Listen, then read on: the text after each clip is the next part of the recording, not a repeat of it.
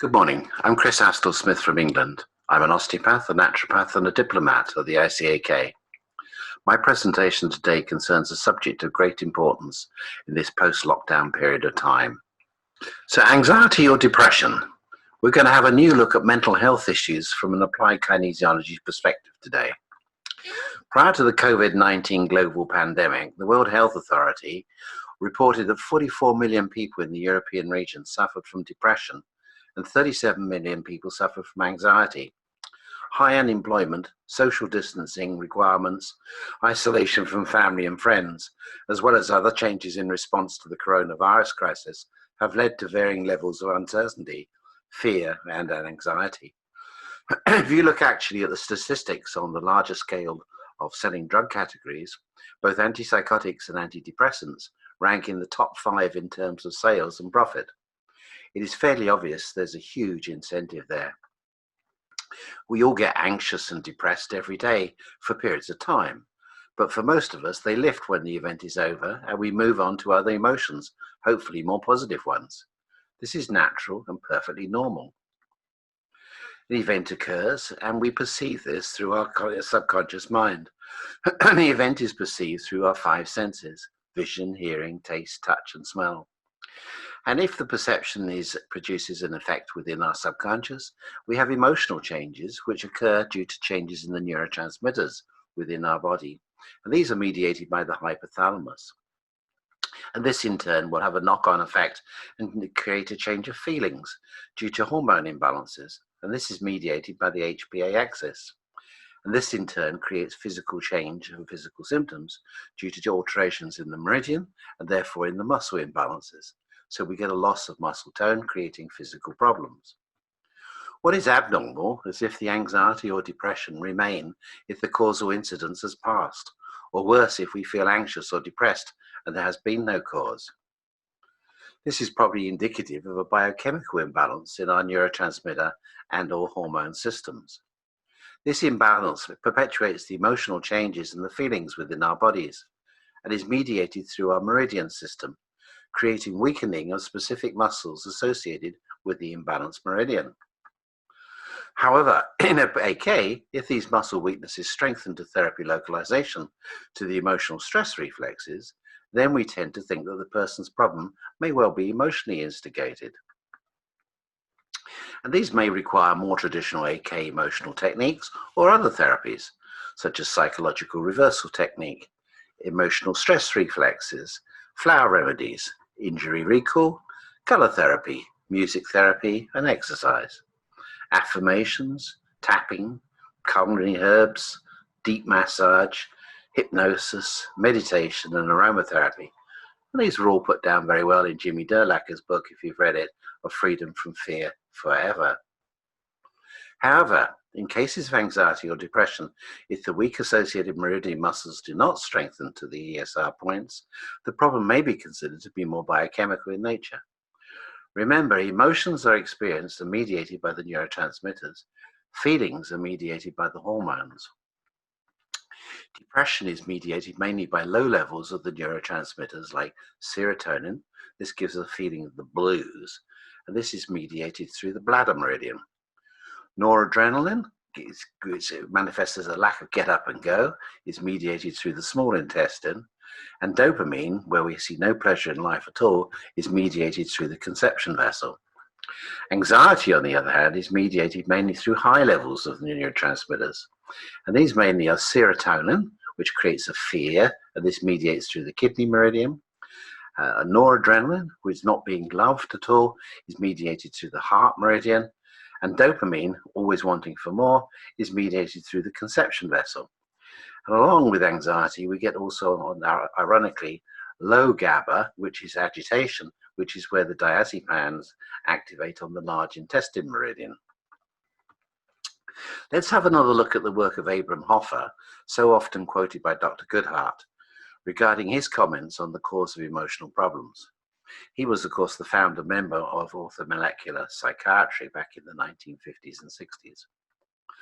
He said that, "I believe if any person, no matter how ill, can be normal for even 5 minutes, it's possible for them to become normal forever, because those 5 minutes indicate that there's no permanent damage.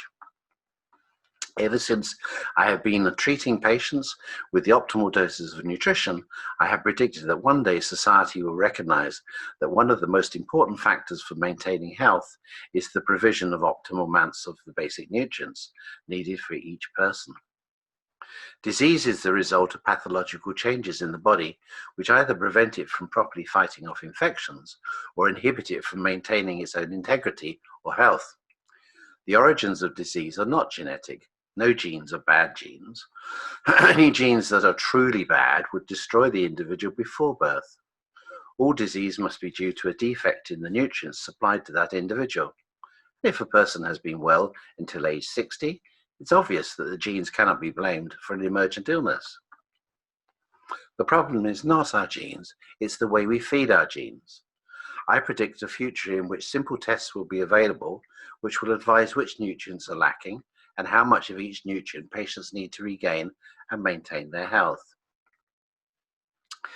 So let's have a look at the birth of orthomolecular psychiatry from those 1950s with Abram Hoffer and his partner Humphrey Osmond and his co-partner John Smithies in those days, and then taken up by the works of David Hawkins during the 1960s and 70s, and of course then further taken up by Linus Pauling, and today by Bruce Ames.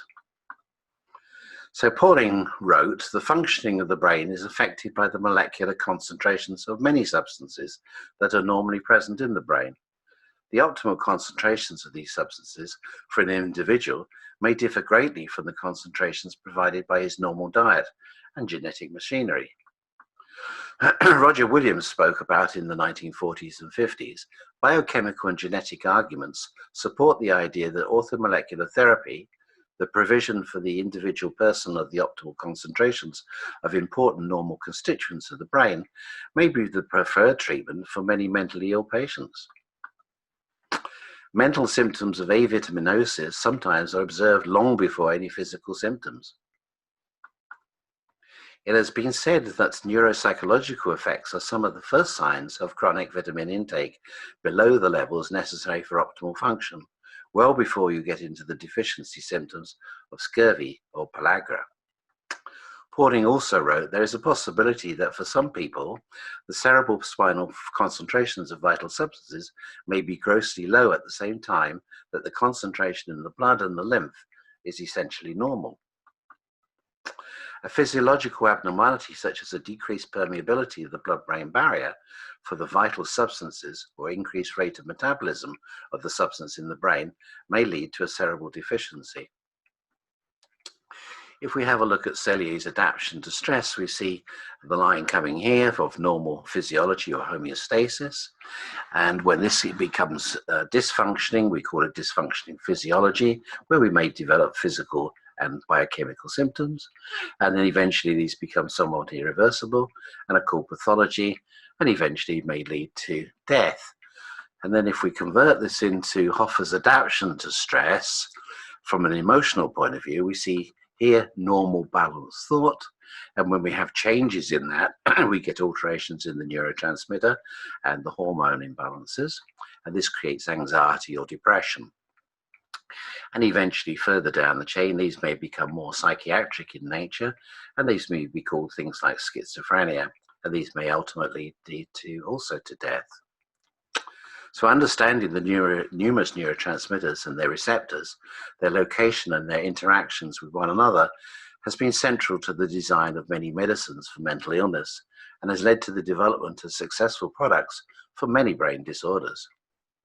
The neurotransmitters of serotonin, noradrenaline and dopamine are involved in the control of many of our mental states, sometimes acting on their own and other times acting together. These and other neurotransmitters are likely to play a pivotal role in the pathological basis of mental illness and many brain diseases. So let's have a look before we get further into this on definition of terms. So insanity. This is a disease of perception combined with an inability to tell whether these changes are real or not. However, I actually like Albert Einstein's definition of insanity, repeating the same thing over and over again and expecting a different outcome. So depression is a hypo state of low mood and aversion to activity that can affect a person's thoughts, behavior, feelings, and senses of well-being. And this is manifest through a low level of noradrenaline, low level of dopamine, or low level of serotonin. Anxiety, on the other hand, is a hyper feeling of worry, nervousness, unease about something with an uncertain cause or outcome. And this is usually mediated by high levels of noradrenaline, high levels of dopamine, high levels of serotonin, and ironically, low levels of GABA. Manic depression, or otherwise known as bipolar disorder, is a mental disorder characterized by periods of elevated mood and unfortunately long periods of depression. And this is mediated by low levels of dopamine and high levels of dopamine. Obviously, during the hyper stage, the bipolar part, we have high dopamine, and then the depression is by low dopamine. And some few well-known people here. We've got Winston Churchill, who suffered from this. We've got Albert Einstein, Van Gogh, and Peter Tchaikovsky. Now let's see if you can guess a few of these other famous people who were suffered from bipolar disorders.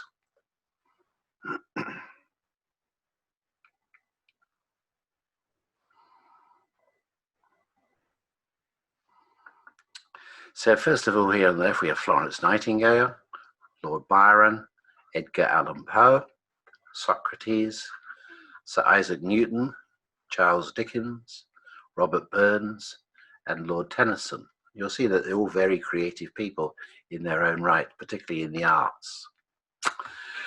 Schizophrenia is a mental disorder often characterized by abnormal social behavior and a failure to recognize what is real. And this, as we can recognize within ourselves, is a little bit of us in part every day. Paranoid schizophrenia is the most common subtype of schizophrenia, in which the patient has delusions that a person or some individuals are plotting against them or members of the family. Psychosis is a severe mental disorder in which thought and emotions are so impaired that contact is lost with external reality. And finally, we've got hysteria, which colloquially means ungovernable emotional excess and can refer to a temporary state of mind or emotion. The blanket diagnosis of hysteria has been fragmented into myriad medical categories, such as epilepsy, histrionic behavior, personality disorders, conversion disorder, dissociative disorder, or other medical conditions. And the word hysteria originates from the Greek word meaning uterus, or hysteria, as it was thought to be a feminine malady. Other hysterical examples would be shell shock from World War I, combat fatigue in World War II, post-traumatic stress syndrome, such as post-Vietnam War, and then now into civilian victims of trauma. So history of mental illness goes back to biblical times, of course, when Jesus talked about possession. And then into the 1800s, we had lunatic or mental hospitals for people who had mental disorders. And by the late 1800s, they were talking about the cause of this maybe is biochemical in nature. But by the early 1900s, psychoanalysis had come in with Freud. And in about 1910, the aspects of looking at psychiatric problems changed more towards the physical of the septic foci. So septic foci operations on tonsils, teeth, adenoids, appendixes were very popular for psychiatric problems. In the 1920s, there was a big connection thought to do with the gut connection there, and many people had intestinal surgery to correct gut problems. In 1938, electric convulsive or ECT therapy was introduced. 1940s, we went back to exercise and treatment of the thyroid gland. And in 1945, lobotomy was introduced. And in 1950s, early psychiatric medicines for psychosis were introduced. And these early ones were thorazine and largactil. By the 1960s, psychology itself had taken over, along with counseling. And by the 1990s, psychoanalysis was beginning to fade and become more abandoned. And by the 2000s, the pharmaceutical approach was coming into fashion again, looking at the chemistry or the biochemistry And we can see here there's an exact 100 years between these two different approaches. Biochemical illnesses in the late 1800s, and 100 years later, pharmaceutical approach in 2000s, and now interestingly, 2020s, we're looking at the gut connection again, just like in the 1920s. So, chemistry of the emotions. As we said, an event occurs and a cascade as it results. We perceive this, and it depends upon our own personal perception of the event. And mental changes then occur, which we know is an imbalance in the neurotransmitters. And that change of feelings is due then to the hormonal imbalance. And then physical symptoms are due to the meridian alterations in the energy fields, which relate to the muscle imbalances. So this is a chart I put together, which you can download from our website, about each meridian and its associated neurotransmitter and the emotions associated with it, and the different nutrients, which we'll talk about as we go along, associated with the synthesis of the neurotransmitters and also with the metabolism or the breaking down of each neurotransmitter. So psychiatric emotional conditions are written down in the Diagnostic and Statistical Manual of Mental Disorders, or DMSA-5. These include anxiety, mood disorders, psychotic behavior, personality disorders, eating disorders, sleep disorders, sexuality related, and others. So Hoffer and Pauling's work introduced us to the concept of these reactive intermediates and their relationship to emotional illnesses. And that's what I want to spend the time really looking at, these reactive intermediates from various neurotransmitters. So these principal neurotransmitters are derived from the amino acid tryptophan, which goes on to make serotonin. And the intermediates here are serotonochrome, tryptamine, and dimethyltryptamine. And those from tyrosine are derived and create the neurotransmitters with dopamine and noradrenaline. And the main intermediates here, reactive intermediates, are adrenochrome, adrenoleukin, noradrenochrome, and dopaminochrome. So firstly, let's have a look at the reactive intermediates derived from tryptophan. And these are all indoles. So serotonin is synthesized from the amino acid tryptophan through metabolic conversion. These intermediate molecules in the metabolism of serotonin can be considered neurotoxins in their own right, and can have, in animals at least, effects on their mood and their nervous system. If you had an alteration in the metabolism of neurotransmitters coming up from the precursor tryptophan to serotonin and its byproducts, it would be possible to introduce autotoxicity, which then could activate the immune system. This auto-intoxication concept is what Dr. Michael Mays talked about as it relates to how these substances may interrelate with the immune system activation and then be like a circular effect on depression, anxiety, mood changes, and inflammatory mediators all working together. It's not just in the mind. Chronic fatigue syndrome, fibromyalgia, and depressive disorders all swim together and work together through the inflammatory pathways. This model is another part of our evolving understanding of the origin of neuropsychiatric and neurophysiological disorders. If you start looking at the tryptophan metabolites, along with the pathway of ultimate excretion of indoleamine metabolites from the metabolism of tryptophan through the serotonergic pathway, you see there is some relevance in individuals to the auto-intoxication concept that was first born out of the work from the middle of the last century, as we've already discussed.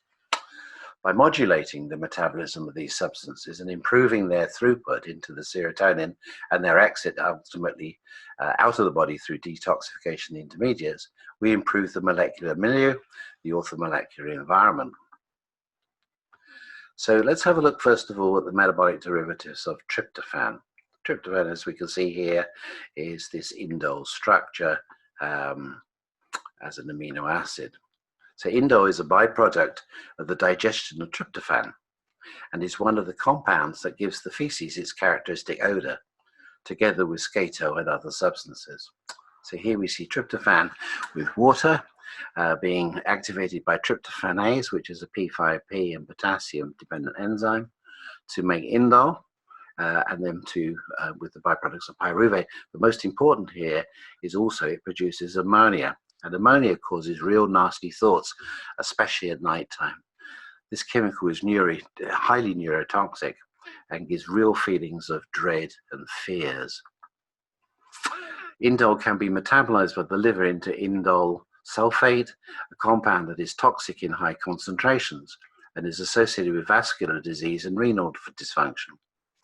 Activated charcoal, an intestinal sorbent that is taken by mouth, absorbs indole, in turn decreasing the concentrations of indole sulfate in the blood plasma. So here we see tryptophan. This is my chart of the metabolism of how we make serotonin. So tryptophan is hydroxylated first to 5-hydroxytryptophan, or 5-HTP, and then decarboxylated to serotonin, the neurotransmitter. And this can then go on to N-acetylserotonin through acetylation, and then further methylation to make melatonin, the pineal hormone.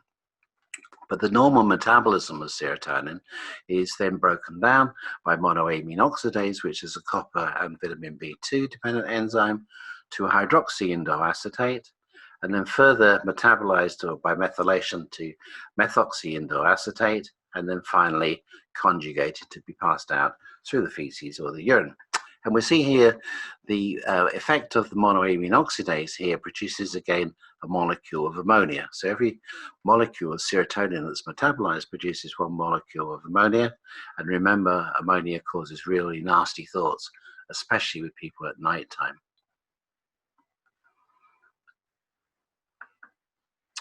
So if we look at the next chart here, we see that the normal pathway is not always followed from tryptophan to serotonin and broken down, because if we have an oxidation of serotonin at this point, by very different types of enzymes, we can produce a compound called serotonin. On the other hand, tryptophan itself, before it goes on to make 5-hydroxy, can be decarboxylated to produce tryptamine. And tryptamine is highly reactive in the brain, as we'll see.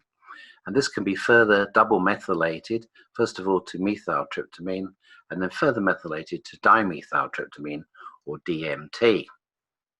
And again, I've shown you here all these indole structures with this classical indole rings, 2 double rings there. So tryptamine is a decarboxylation product of L-tryptophan that occurs in plants and certain foods, for example, in cheese, in mushrooms, and in cashew nuts.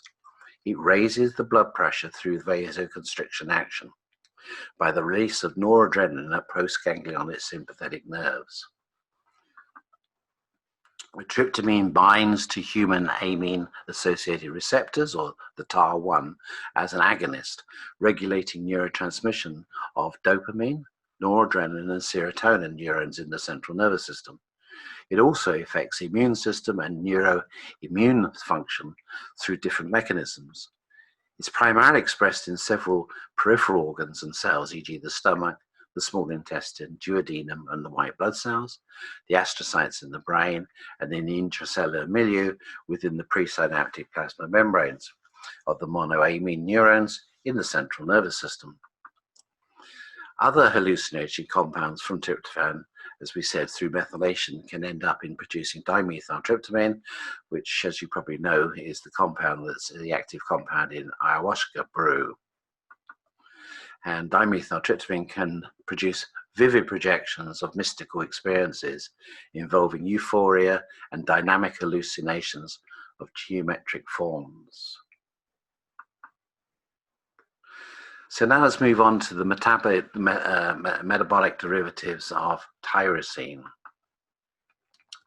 So tyrosine, again, goes through hydroxylation, first of all, to produce L-dopa as the intermediate, and then is decarboxylated by pyridoxal 5-phosphate to dopamine, which is a neurotransmitter in its own right.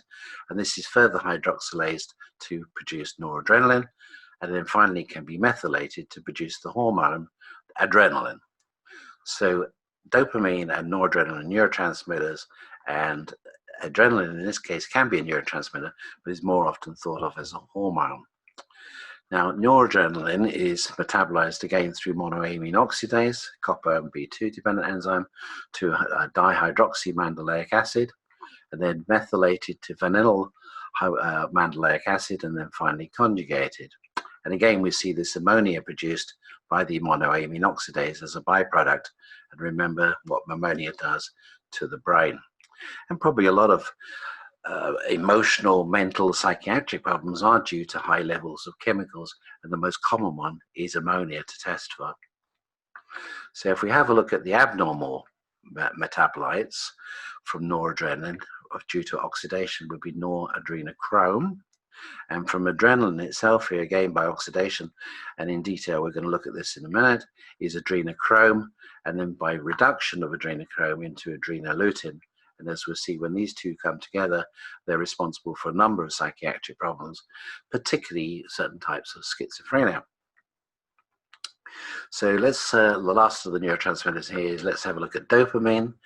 As we know that it comes from tyrosine, as we've just seen, to L-dopa, to dopamine. And normal metabolism of this dihydroxyphenylacetic acid, and then is methylated to vanilla mandelic acid, and then conjugated and passed out in the urine and the feces. And again, we get this amine group here, which easily reduces down to ammonia, and again can cause these fears and anxieties, particularly at night time with people. So tyrosine derivative trace aminos, amines, attaching to the TAR receptor, as we saw with the tryptamine, are phenylamine, methylphenylamine, phenylethanolamine, tyramine, methyltyramine, methoxytyramine, octamine, and synephrine. And we'll come back to these a little later on, because these trace amines all attach to the TAR1 receptor and in turn can act as agonists to the effect on noradrenaline, dopamine, and serotonin and alter their balance. So here we see tyrosine going down to L-dopa to dopamine, and these are the abnormal compounds. As a result of that, tyrosine can go and then go to make tyramine, which can cause a number of issues, particularly migraine headaches and anxieties and depressions. And tyramine can be methylated to methoxytyramine or hydroxylated to octamine here, which can be further methylated onto synephrine. Dopamine itself, through monoamine oxidase, can produce 3-methoxytyramine. And dopamine itself can again go through a different oxidation pathway to create a dopaminochrome. And last but not least here, we just put in GABA because of this ironic situation. The low levels of GABA can cause anxiety. So GABA is made from glutamic acid or glutamate by decarboxylation here, which requires pyridoxal 5-phosphate. And GABA is the main inhibitory neurotransmitter, and glutamic acid is the main excitatory neurotransmitter. So it's interesting that to make an inhibitory neurotransmitter, we actually need the precursor to the excitatory neurotransmitters. And then GABA is metabolized by transamination and finally down into succinic acid, which is popped into the Krebs cycle and burned to produce energy. So remember here, low levels of GABA produce the anxiety, and this is associated with the large intestine meridian, and high levels of GABA are associated with the lung. So these are a couple of research papers here talking about adrenochrome and adrenolutin here, and its association with cases of schizophrenia. This one tells us about the conversion of adrenaline to adrenolutin in human serum. So adrenochrome here and adrenolutin, and again its relationship to Osmond and Smithies and Hoffer found in relationship to schizophrenic patients. And here's one about dopaminochrome and its effect on Parkinson's disease. So let's have a closer look at some of these adrenaline derivatives, because these are more common than what you imagine in clinical practice. Adrenaline, when it's oxidized, turns pink in color. Adrenaline itself is actually colorless. This oxidized pink adrenaline was first identified to contain the adrenochrome that Hoffa talked about way back in the 1950s and 1960s.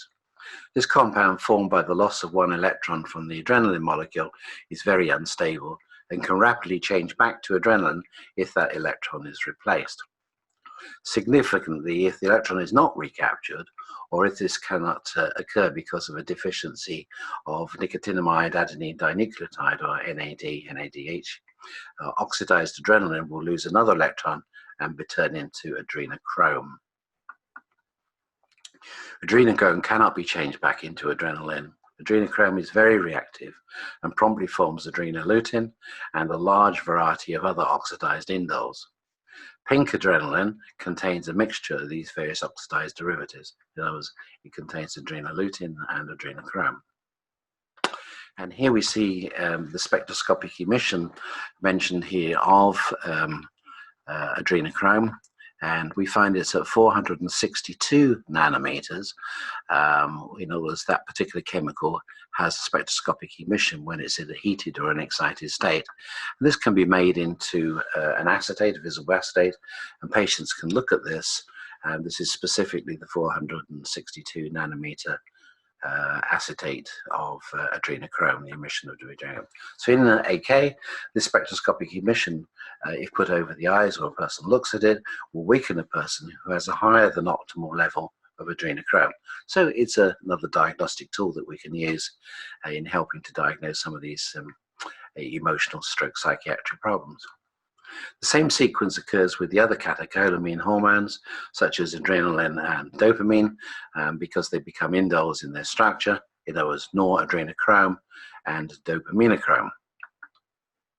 So Vernon Wood found that adrenochrome slows the Krebs cycle and could, in the brain, lead to symptoms of mental illness, probably due to damaging of the mitochondrial DNA and by its inhibition of certain heme synthesizing enzymes, which are very important because if we damage our heme synthesizing enzymes, we then end up with a high variety of different imbalances, such as low levels of hemoglobin and myoglobin, low levels of cytochrome C and cytochrome C oxidase in the mitochondria, low levels of cytochrome P450 family, which may lead to low levels of detoxification in the body, low levels of myeloperoxidase and nitric oxide, which are the main enzymes which go on to produce the reactive oxygen species in our immune system.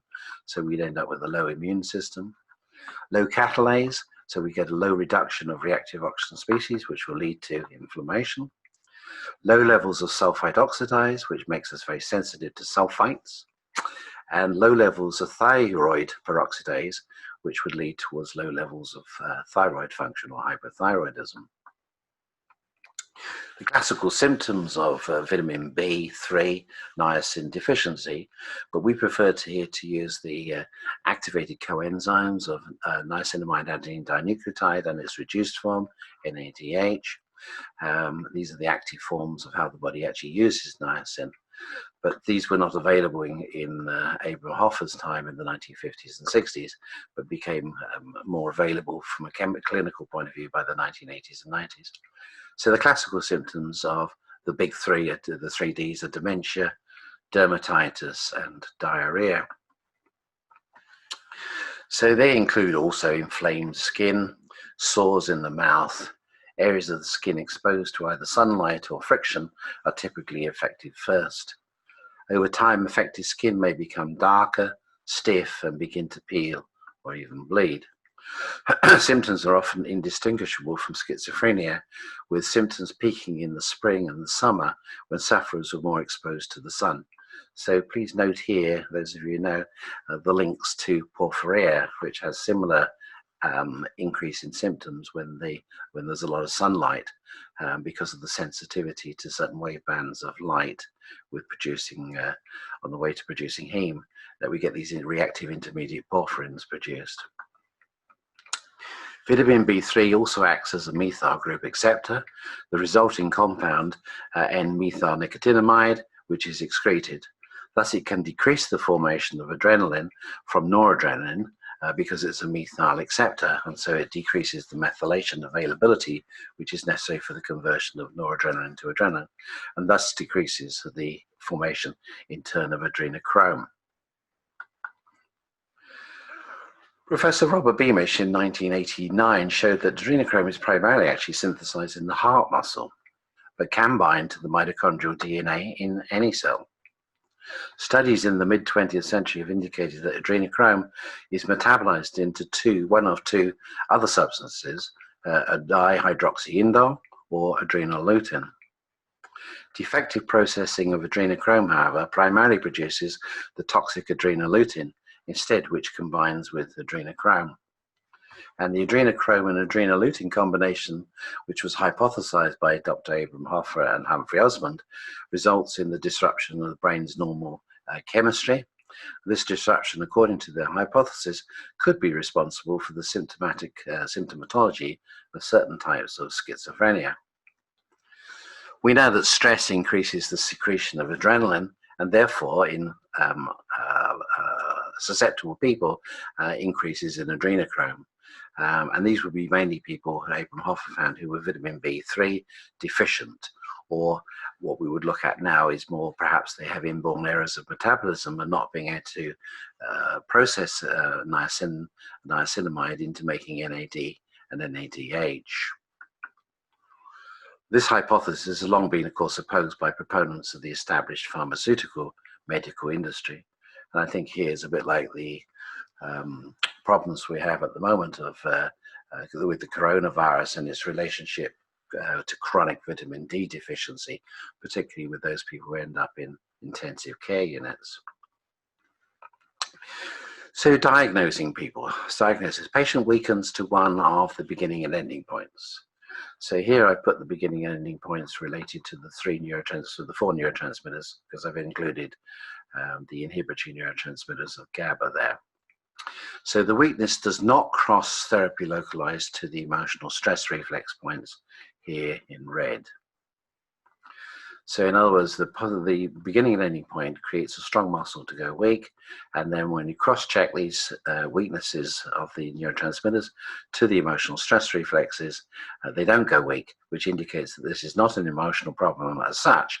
It may cause emotional symptoms, but it's actually coming perhaps from changes in the biochemistry.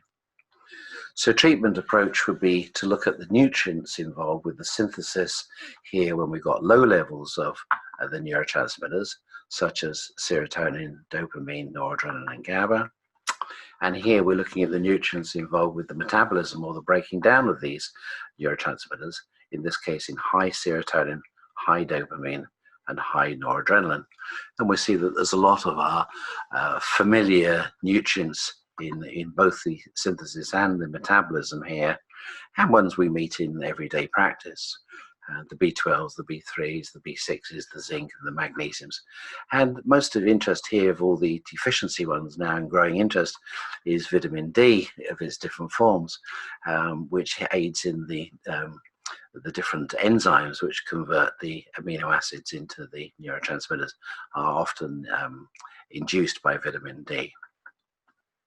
So here again is that chart which we put together, which is available on my website. So lastly, let's have a look at the gut connection to the brain. We know that the gut can affect the brain. We know if our tummies are off because we've eaten something wrong, or we've got an infection in our guts, we don't feel very well. And this in turn can change our mood and our brain chemistry. So the gut connection, the rise of bacteriological models of disease in the early 1900s postulated that the gut became very suspect, not just among some psychiatrists.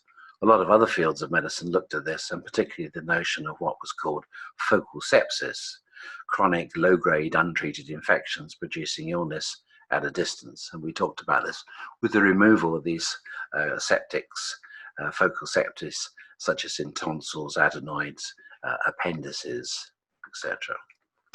So suspect a gut-brain connection when the positive beginning and end point, especially is an intestinal one, such as when the small intestine shows, or the large intestine on large intestine 20. So we also have endogenous gut chemicals produced in the intestine, often show on the liver meridian. So we may have an emotional problem, but it cross-checks to the liver meridian because these are toxic substances endogenous produced in the gut, and they're all highly neurotoxic. An example here is acetaldehyde, which is produced by fungal metabolism. Ammonia, which I've talked about before, often produced by excessive parasites and excessive gram-negative bacteria in the gut. Formaldehyde from the breakdown of methanol, which is produced by abnormal yeasts or funguses in the gut. Phenol, again, classically, when high and causes problems, highly neurotoxic, often associated with parasites. And propionic acid, which is usually due to short-chain fatty acid produced in the lower part of the colon by an excess of gram-negative bacteria, again can produce many neurological psychiatric problems, emotional problems. So endogenously produced gut chemicals from pancreatic or protease deficiency. So when we don't produce enough of the pancreatic enzyme protease to break our proteins down, we may be left with amino acids partially metabolized but not absorbed correctly because they're not necessarily single at that stage, but they get worked on them, particularly when we've got a lot of gram-negative bacteria in the gut. And these are fairly foul-smelling chemicals that they produce in the feces, and usually when foul-smelling chemicals are produced in the feces, we sort of feel pretty bad inside our brains. So agmantin is produced from arginine. These are often oxidized derivatives of the amino acids. Cadaverin from the amino acid lysine. Ethanolamine from serine. Ethyl mercaptan from cysteine. Indole, as we talked about, from tryptophan. Methyl-indole from tryptophan. Methyl mercaptan from methionine. Phenylethylamine from phenylalanine. Putrescine, which is the breakdown from ornithine, and tryptamine, again, what we talked about, from tryptophan.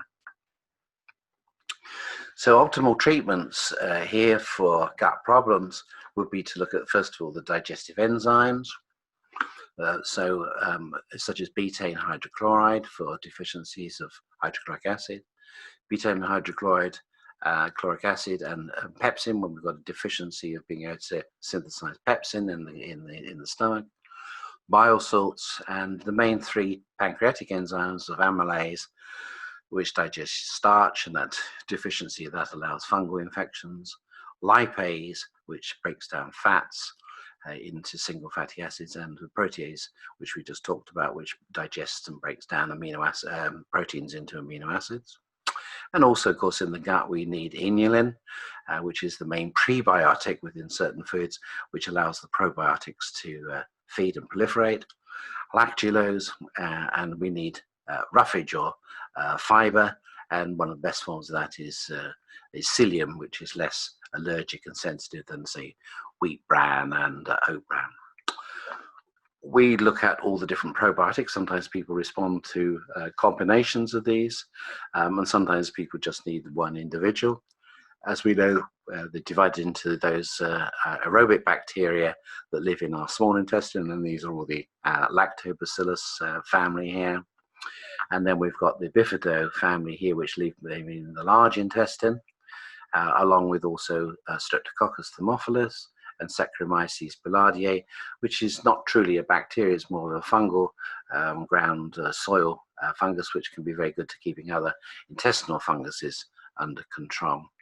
So digestive enzymes, probiotics, two very important parts to it.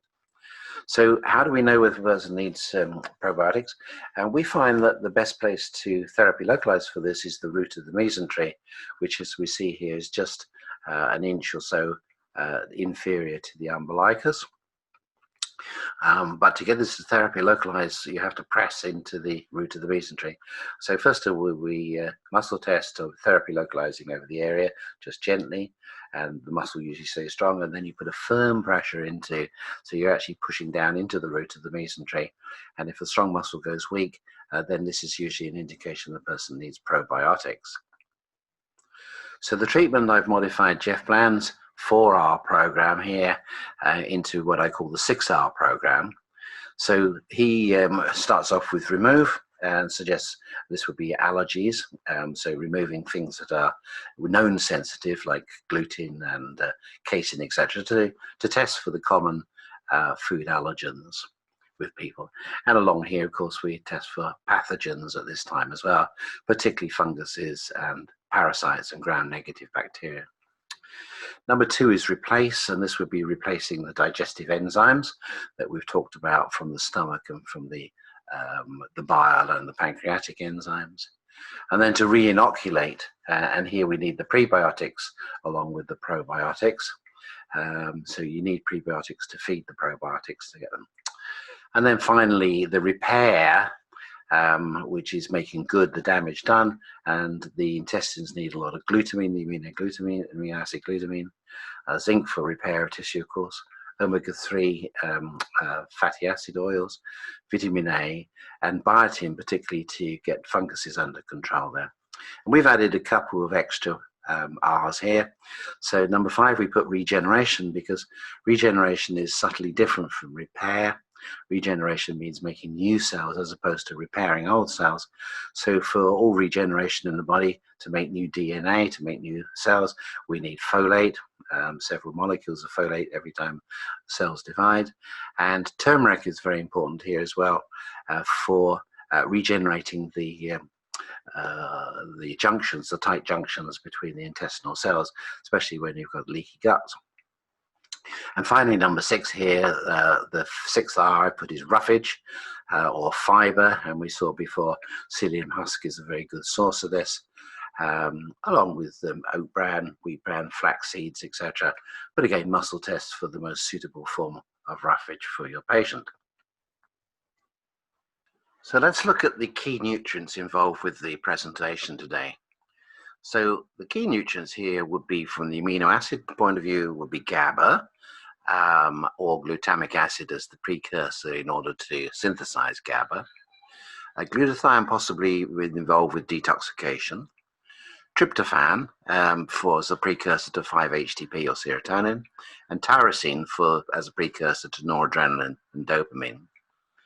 And then I put in ornithine here to help metabolize ammonia, as it's very effective at helping the body to get rid of ammonia, which we talked about earlier. And SAM for methylation, or the SAM factors of the B12, folate, and zinc. From minerals, we've got copper, iodine, iron, magnesium, selenium, and zinc. These are the big minerals that come up time and time again as cofactors.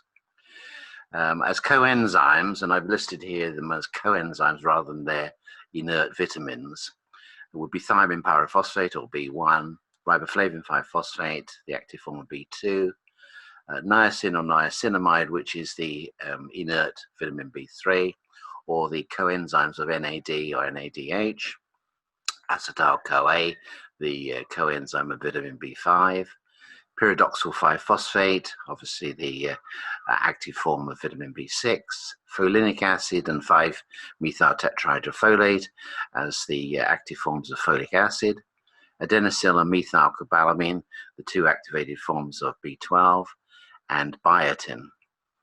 On the water-soluble side, we've met vitamin C, particularly in relationship to synthesizing adrenaline, and of course vitamin D in both its forms, either D2 from ergosterol or D3 from cholecalciferol.